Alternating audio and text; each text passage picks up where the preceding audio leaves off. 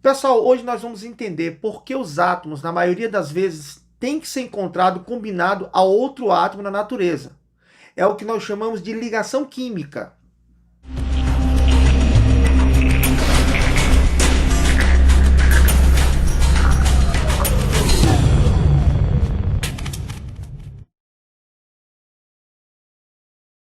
Pessoal, então olha só.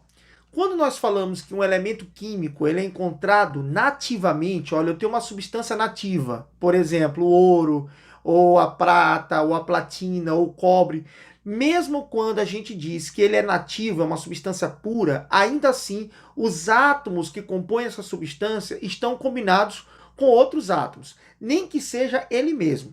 Então, assim, tirando os gases nobres, que são realmente os únicos átomos da tabela periódica que não são encontrados combinados com outro átomo, quase a totalidade dos elementos químicos precisam estar ligados com outros átomos.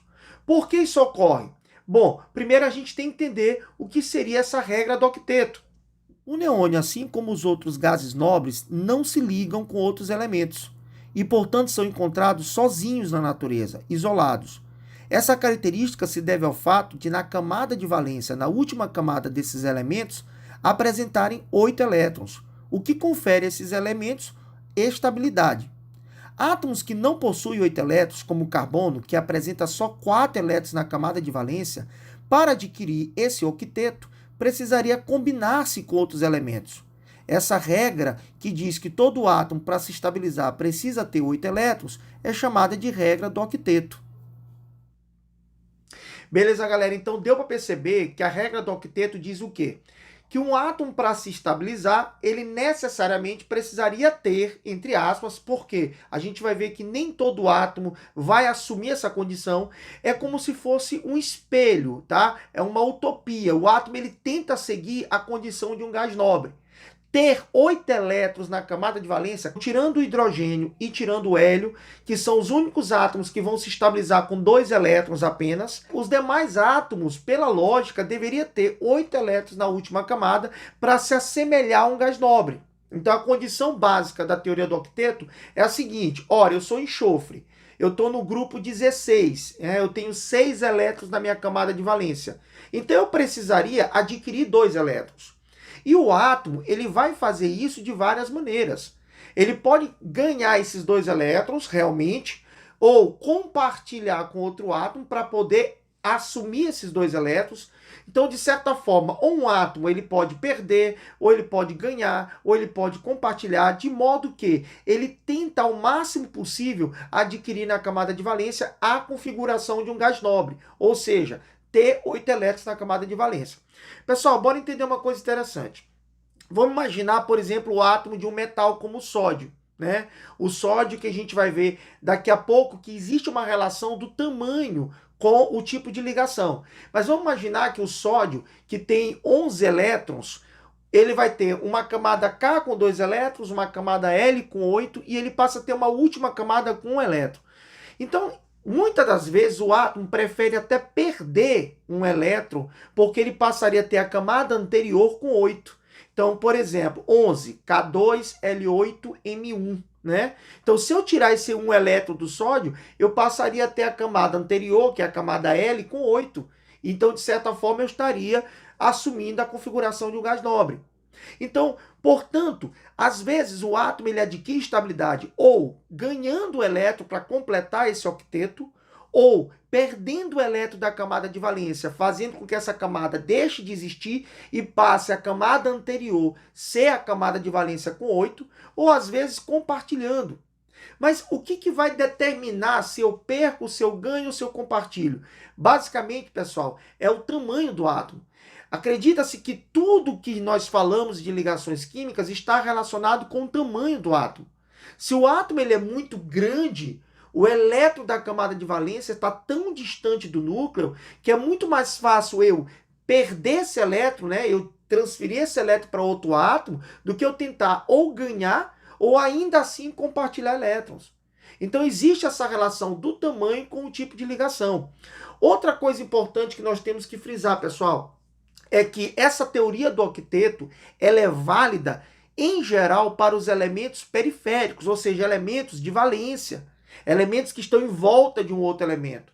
Então, quando, por exemplo, eu pego uma molécula formada por dois átomos iguais, então vamos imaginar que eu tenha cloro e cloro, né? É muito comum que a teoria do octeto ela exista, porque se eu sou o cloro e eu tenho 7 elétrons na última camada e eu preciso apenas de um, é mais fácil eu compartilhar esse elétron com o meu irmão cloro.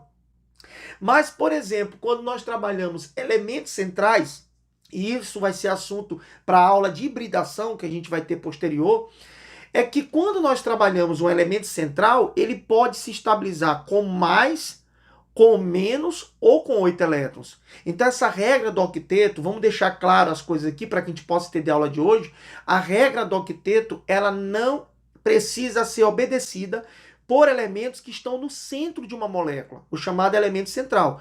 Então a gente usa a regra do octeto como uma espécie de parâmetro que eu tenho que seguir, né?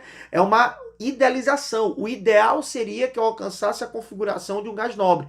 Mas vocês vão perceber que nem sempre será assim, tá? Então, resumindo, regra do octeto é um espelho. Os átomos tendem a ter 8 elétrons na camada de valência. Quem mais vai tender a isso? Os átomos que estão na periferia de uma molécula, ou seja, os átomos que estão sendo os ligantes e não o elemento central. Em geral, o elemento central não precisa ter 8 elétrons na camada de valência.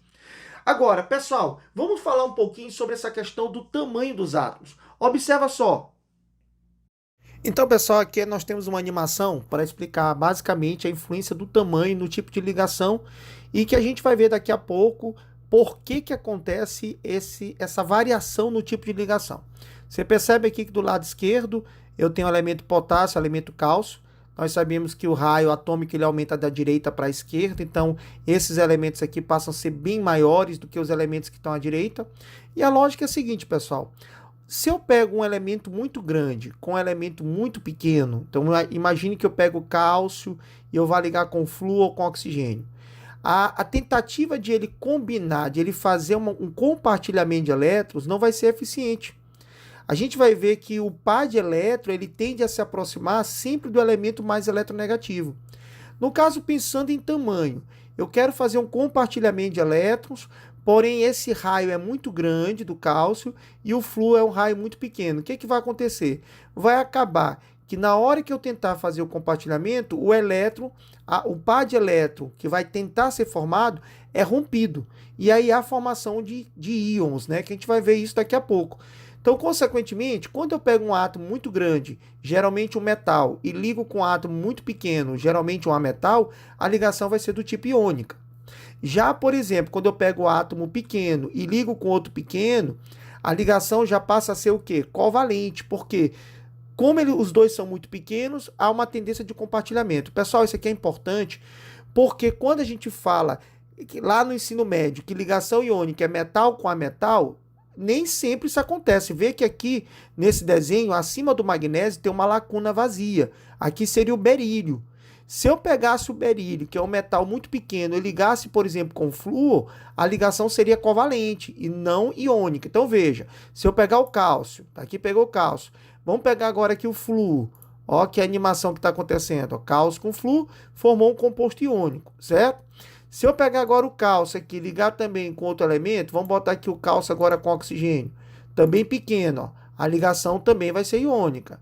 Agora, se eu pegar, por exemplo, o flúor e ligar o flúor com o hidrogênio, que é pequeno, a ligação vai ser do tipo covalente. Veja que não há formação de cargas. Se eu pegar, por exemplo, agora, vamos resetar aqui, se eu pegar o magnésio e ligar com o nitrogênio, eu vou formar também um composto iônico. Então, veja que sempre quando eu pego dois átomos pequenos, vamos pegar aqui, por exemplo, oxigênio e hidrogênio, a formação da água, por exemplo. Ó, se eu pego dois átomos pequenos, você percebe que eu formo uma molécula. Ó. Eu não tenho formação de cargas. Agora, essa mancha que vocês estão vendo, com um lado mais avermelhado, isso chama-se de densidade eletrônica, tá? Nós vamos perceber que aqui é o que vai gerar a chamada polaridade da molécula. Ou seja, o par de elétrons, os elétrons estão mal distribuídos. A gente vai estudar isso durante a aula de hoje. Então eu queria que você entendesse que, em geral, quando você tem um átomo grande e você junta com um átomo pequeno, a tendência é a ligação ser iônica. Vamos explicar agora o porquê. E quando você pega um átomo pequeno e junta com outro pequeno, a tendência da ligação é ser covalente, tá? Então, para você entender como o tamanho exerce essa influência no tipo de ligação, é preciso você entender que existe primeiro, uma tendência de todo átomo compartilhar elétrons. Porque, veja bem, gente, mesmo na ligação iônica que a gente vai discutir na aula de hoje, onde um átomo transfere o elétron para outro, é uma coisa forçada. Veja, toda ligação, ela tende primeiro a ser compartilhada. Um átomo, por mais que ele queira se estabilizar, ele não quer perder o seu elétron. Lembra que esse elétron está preso ao núcleo, ele não vai sair espontaneamente. O elétron ele tem que ser arrancado do átomo. Então, consequentemente, toda ligação química, toda vez que um átomo tenta adquirir o octeto, ele tenta fazer isso primeiro o quê? Compartilhando os elétrons, que vai ser o assunto da nossa próxima aula, que são as ligações covalentes. Só que dependendo do tamanho, se tu tem um átomo muito grande e outro muito pequeno, eu não consigo manter um par de elétrons quando um átomo é muito grande e o outro é muito pequeno. Por quê? Porque vai existir uma diferença de eletronegatividade muito grande. E com isso, quando essa diferença de eletronegatividade ela ultrapassa o valor de 1,7, a ligação ela se rompe. Veja só esse seguinte esquema. Vamos ver a influência da diferença de eletronegatividade no tipo de ligação. Então nós já sabemos que 1,7 é o limite onde ocorrerá a quebra da ligação covalente. Se a diferença de eletronegatividade é zero, o par de elétrons fica equidistante aos dois átomos. Portanto, a ligação é 100% covalente, ou seja, não há formação de polos. Ela será covalente apolar. No entanto, se houver uma diferença de eletronegatividade entre 0 e 1,7, o par de elétrons se aproxima de um dos elementos, criando as chamadas cargas parciais positivas e negativas. Nesse intervalo, a ligação covalente é chamada de covalente polar. 1,7 é o limite, aonde o átomo mais eletronegativo puxa com tanta força o par de elétrons que rompe a ligação. Com isso, ocorre o surgimento de cargas reais. O átomo A, ao perder o elétron, virou um cátion. E o átomo B, agora recebendo o par de elétrons, vira um ânion. Consequentemente, esse intervalo de 1,7 a 3,5 são chamados de ligações iônicas. No entanto, nós sabemos que à medida que aproxima de 3,5, aumenta o chamado caráter iônico da ligação, e quando se aproxima de zero, aumenta o chamado caráter covalente. Contanto, diferença de zero de eletronegatividade quer dizer que a ligação tem caráter iônico nulo. Mas se a diferença de eletronegatividade for 3,5, qual será o caráter covalente? Ora, pela mesma lógica, é de se esperar que seja nulo.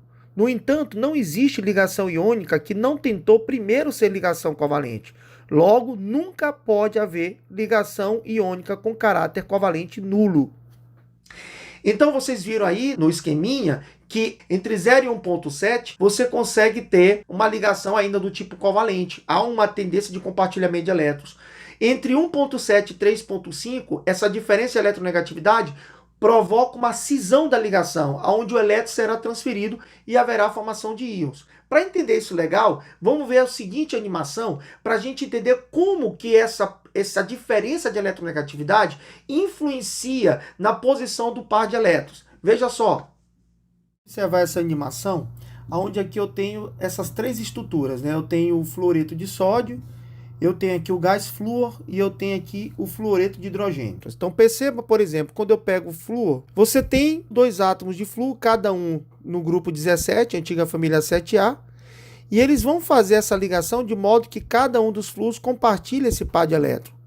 Então, como o flúor e o flúor são iguais, eles vão formar uma ligação covalente que nós chamamos de apolar. Aqui você está vendo a representação da densidade eletrônica. Perceba que a densidade eletrônica é regular. O par de elétrons fica equidistante e você tem essa densidade uniforme, tá? O que a gente chama de ligação covalente apolar. Perceba que se eu pego agora o HF, o átomo de hidrogênio, ao compartilhar o elétron com o flúor, existe uma diferença de eletronegatividade. É entre 0 e 1,7. Com isso, há a formação do par de elétrons da ligação. No entanto, você tem uma distribuição irregular dessa nuvem de elétrons. Perceba que fica muito maior a densidade eletrônica para o lado do flúor e muito menor para o lado do hidrogênio. Então, isso vai formar o que nós chamamos de ligação covalente polar, aonde vai aparecer então as chamadas cargas parciais. Como o hidrogênio aqui tem uma densidade eletrônica menor, assume uma carga parcial positiva, enquanto o flúor assume essa carga parcial negativa.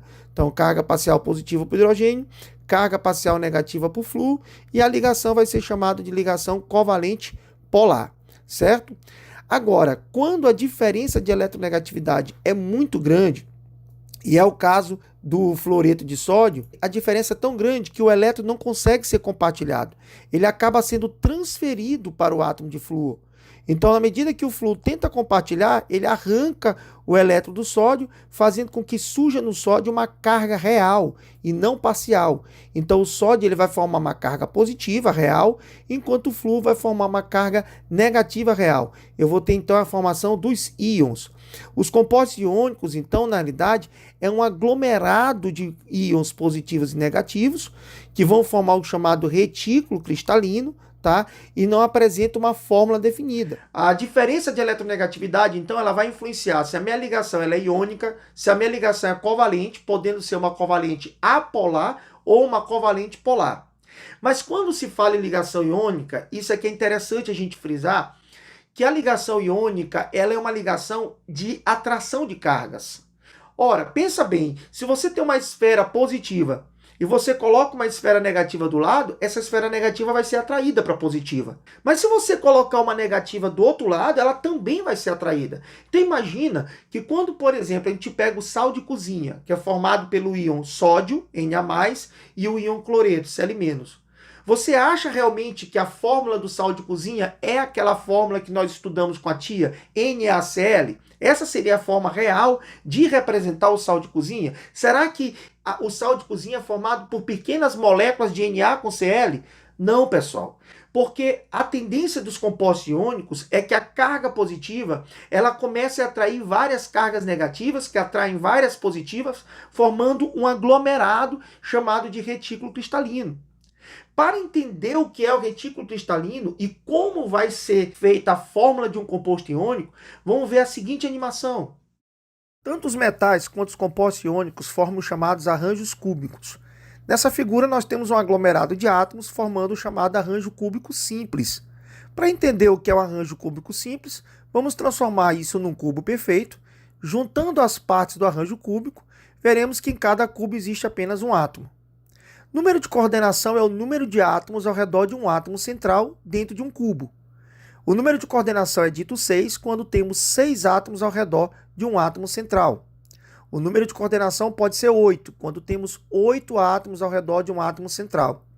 O sal de cozinha é um exemplo de número de coordenação 6, onde cada átomo de sódio representado pela bolinha menor está envolto por um átomo de cloro representado pela bolinha maior.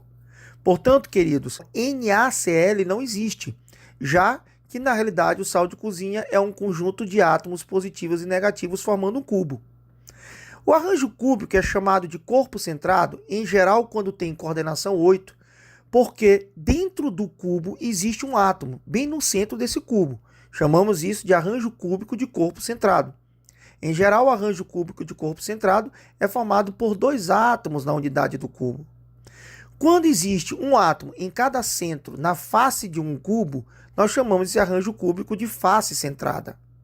Esse arranjo cúbico de face centrada ocorre geralmente com o número de coordenação 12 e é formado por 4 átomos na célula.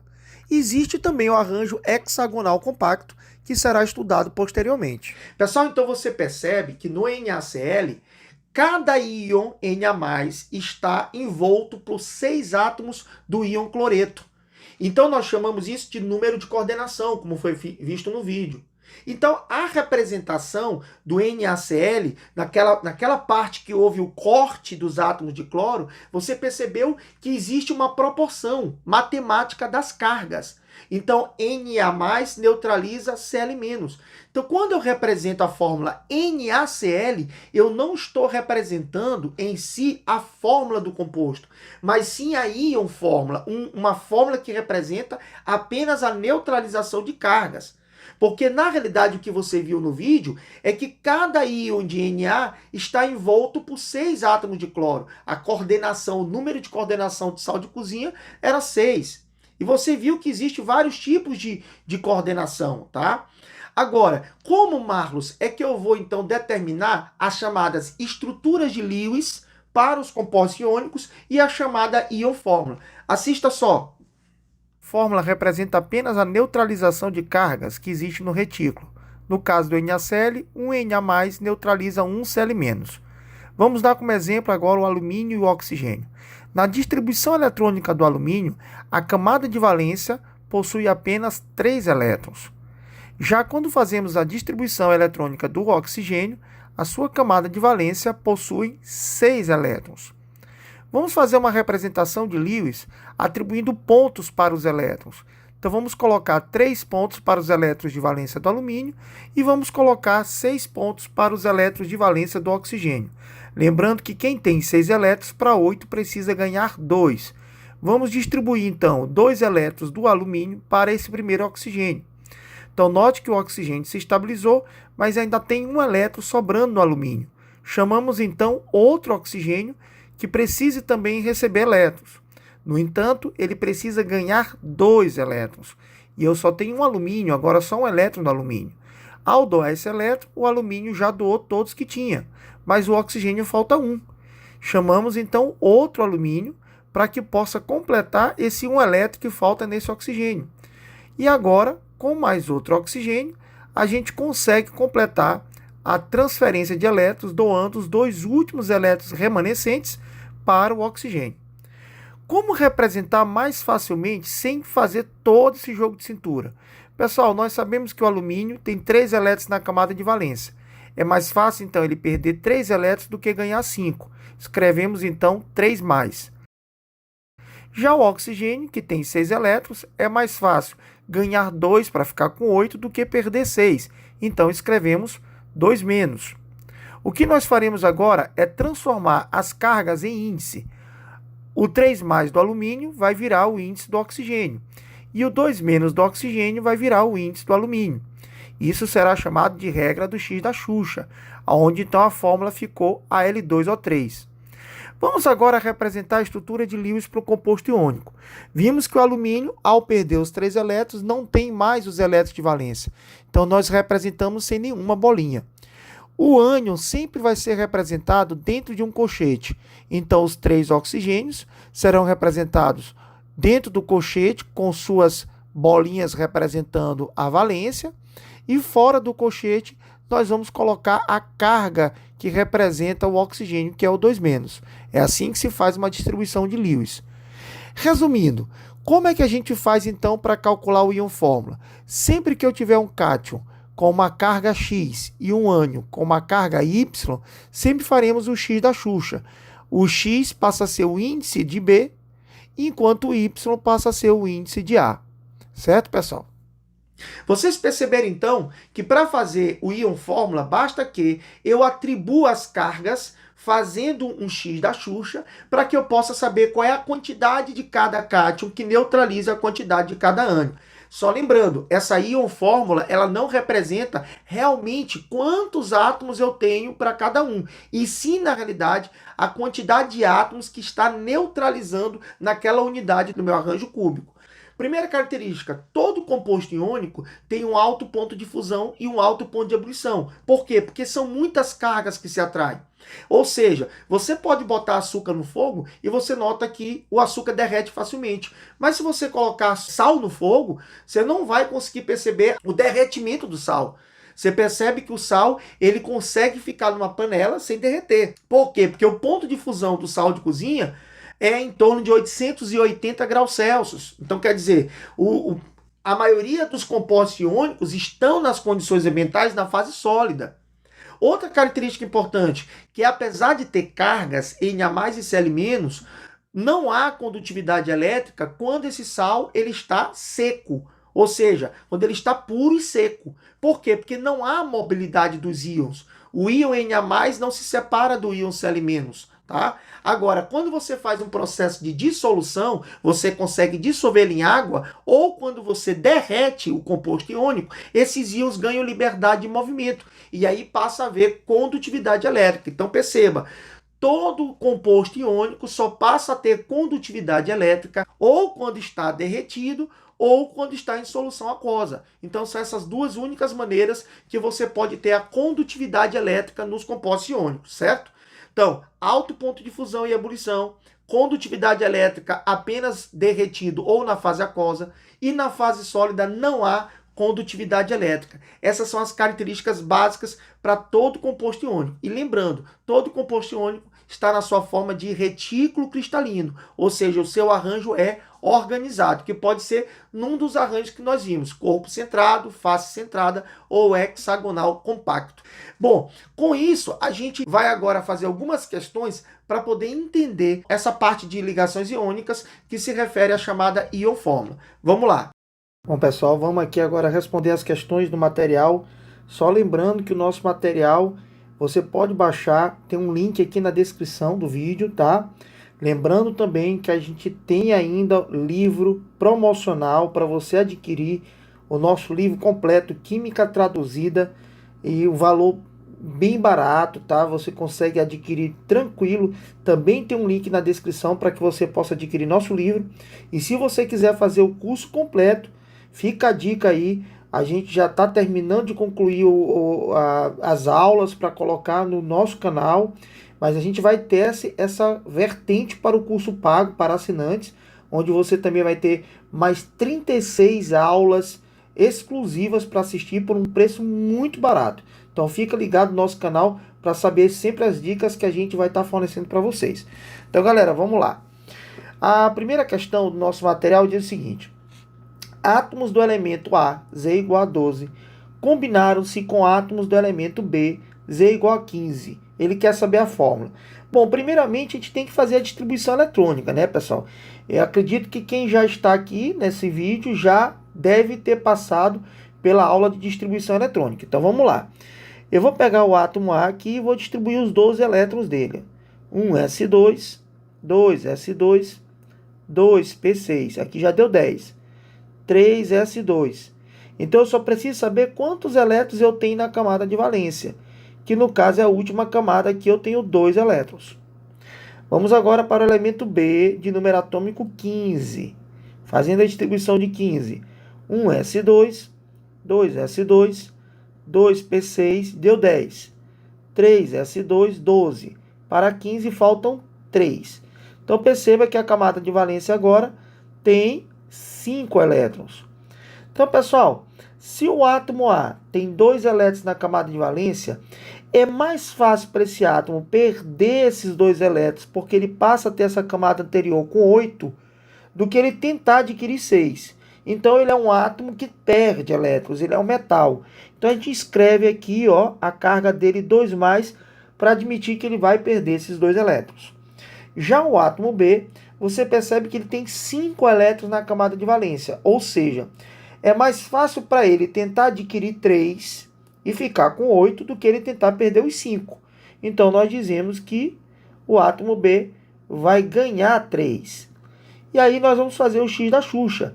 Traz esse 3 aqui como índice do A, traz aqui o 2 como índice do B, e a fórmula do composto vai ficar A3B2. Como esse é um cara que tem uma alta possibilidade de perder elétrons, porque só tem 2 na camada de valência, ele é um metal alcalino terroso, então um é metal, o outro está no grupo 15, é um ametal, e ligação entre metal e ametal é uma ligação do tipo iônica. Consequentemente, A3B2, ligação iônica, letra C de casa. Vamos para a próxima questão. Um composto de fórmula A2B3, é o contrário aqui, viu, pessoal? Apresenta em seus átomos, no estado normal, o número de elétrons na camada de valência. Aqui é uma pegadinha interessante, porque a gente acabou de ver o X da Xuxa, né? A gente acabou de ver que Esse 2 é a carga do meu ânion, que vai ser 2 menos. E esse 3 é a carga do meu cátion, que vai ser 3 mais. Aí o aluno vai querer marcar o quê? Que ele quer respectivamente A e B. Ele vai dizer que A é 3 e que B é 2. Ele vai querer marcar a letra C. Só que, pessoal, presta atenção. Quem perde 3 é porque tem 3 elétrons na camada de valência, tá certo. Mas quem ganha 2, está ganhando 2 para completar 8, teoria do octeto. Então, se ele está ganhando esses 2, ele não tem 2, ele tem 6, certo? Então, a nossa resposta, o A tem 3 e o B tem 6. Resposta, letra B de bola. Então, cuidado. Então, o ânion, esse 2 é a quantidade de elétrons que eu preciso para completar o octeto. No caso de quem perde, não, porque você tem que perder os elétrons para que a camada anterior tenha 8, tá certo? Por isso que o do cátion, o 3 já é o número de elétrons, mas do ânion não. O 2 não é o número de elétrons, é o número que eu estou ganhando para completar o octeto. Beleza? Terceira questão. Em uma ligação química que há uma grande diferença de eletronegatividade. Pessoal, na tabela periódica, se eu tenho uma grande diferença de eletronegatividade, eu estou aqui no começo, eu sou um metal, e o outro tem que estar lá no final. Então, essa grande diferença de eletronegatividade tem que formar os compostos iônicos. Pequenas diferenças de eletronegatividades tendem à covalência. Nós vimos na aula de hoje aí que quando a diferença dá entre 0 e 1,7, a ligação é covalente. Quando a diferença passa de 1,7, há um rompimento da ligação e a ligação se torna iônica. Então, se eu sou um composto iônico, quais são as propriedades que eu tenho? Lembra, todo composto iônico, as cargas se atraem com tanta força que para você derreter, para você fundir esse composto, você precisa de uma grande quantidade de calor, de uma alta temperatura. Então nós já sabemos que todo composto iônico, nas condições ambientais, tem que ser sólido. Então se você pega em sal de cozinha, mármore, gesso, são todos compostos iônicos. Então veja, todos são sólidos. Os compostos, e curiosidade, tá, gente? Os compostos iônicos dos metais alcalinos sempre tem cor branca. Então, o sal de cozinha é cor branca, o mármore é cor branca, o gesso é cor branca. Já os compostos iônicos que apresentam metais de transição, aí você volta para aquela aula de modelos de Bohr, tá? Para você lembrar que o modelo de Bohr diz o quê? Que quando o elétron transita de uma camada para outra, ele emite uma frequência de luz com uma certa cor. Então, como os elementos de transição permitem essa transição de elétrons, os seus sais têm sempre uma coloração. Ou você acha, por que o seu sangue é vermelho? Porque você tem um íon do ferro, que é um elemento de transição, tá? Então, o íon ferroso no teu sangue é que deixa a coloração vermelha. Então, os sais de compostos iônicos são vermelhos. Mas uma coisa que você não pode esquecer, todo composto iônico tem um alto ponto de fusão, todo composto iônico tem um alto ponto de ebulição devido ao retículo cristalino. Agora, por que eles não conduzem corrente elétrica se tem cargas? Porque quando eles estão na fase sólida, o retículo mantém os íons presos. Eu só vou conduzir corrente elétrica se eu dissolver esse composto iônico em água ou se eu fundir, se eu derreter o composto. Então, se é uma grande diferença de eletronegatividade e eu sou composto iônico, então já não pode ser a letra A, que diz que é molecular, certo? Também não pode ter baixo ponto de fusão, tem que ter alto. Ele diz aqui que não são condutores de corrente elétrica quando fundidos. Gente, pelo contrário, os compostos iônicos, sempre quando estão líquidos ou dissolvidos em água, vão conduzir corrente elétrica. Só uma observação. Quem não consegue conduzir corrente elétrica fundido são os metais, tá? Aí vocês vão ver em outra aula por que o aumento da temperatura diminui a condutividade elétrica dos metais, tá certo? Tem a ver com as chamadas bandas de condução. Mas no caso dos compostos iônicos, não. Quando você aumenta a temperatura, que você derrete esse composto, você libera os íons do retículo. E aí você passa a conduzir corrente elétrica. Aqui ele diz que são insolúveis na água. Não, gente. Aí existe uma regra de solubilidade que a gente vai estudar lá em sais. Tem sal solúvel, tem sal insolúvel. Então, assim, existem sais que são solúveis e existem sais que são insolúveis. Eu não posso generalizar para todo composto iônico, certo? Então, tá errada a letra D, porque existe compostos iônicos solúveis, como sal de cozinha, e existe compostos iônicos insolúveis, como o carbonato de cálcio, que está presente no mármore. Então, consequentemente, a letra D não pode ser afirmada. Agora, a letra E é a resposta, porque todo composto iônico apresenta o seu retículo cristalino, certo, pessoal? Todo composto iônico apresenta retículo cristalino. Próxima questão. A tabela fornece dados das 4 primeiras energias de ionização. Só lembrando que energia de ionização, como a gente viu lá em tabela, é quanto você precisa fornecer de energia para um átomo para poder arrancar esse elétrons. E vamos só lembrar uma coisa interessante lá da tabela periódica, tá, pessoal? Lembrar aqui uma coisa interessante da tabela periódica. Minha tabela aqui ficou bem nojenta. Vou fazer aqui outra. Ó, lembra que o raio atômico cresce da direita para a esquerda. Então, os átomos maiores da tabela periódica estão do lado esquerdo inferior. E os átomos menores da tabela periódica estão do lado direito superior. Consequentemente, quem tem um raio muito grande, o elétron está muito distante do núcleo. Então, quer dizer que tem um baixo potencial de ionização. Quem é aqui o ametal, os ametais por serem pequenos, o elétron está muito próximo do núcleo. Está muito difícil de você arrancar esse elétron. Então, você vai precisar de muita energia para tirar o elétron de perto do núcleo. Então, você tem um alto potencial de ionização. Lembre, então, que os compostos iônicos são aqueles que você pega metal, que tem um baixo potencial de ionização, e liga com a metal, que tem um alto potencial de ionização. Ele pergunta, então, aqui na questão, quem deve se unir por ligação iônica? Então, a resposta, aquele que tiver maior diferença de potencial de ionização. Poderia ser de eletronegatividade. Mas como ele está trabalhando com potencial de ionização, a gente pode também usar essa lógica. Aquele que apresentar a maior diferença de potencial de ionização, o maior e o outro muito pequeno, será um composto iônico. Então veja, o composto 1, turma, esquece segunda, terceira e quarta, só me interessa a primeira. O composto 1 é 496, é um potencial mais baixo.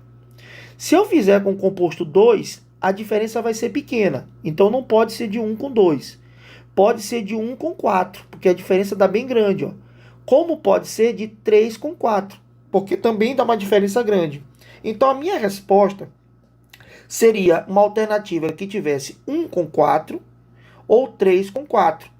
Como aqui não tem 1 com 4, só sobra para a gente a letra D, 3 e 4. Por quê? Porque quanto maior for a diferença de eletronegatividade, maior a tendência da ligação se romper e ser iônica. Tá certo, pessoal? Então, resposta a letra D, de doido.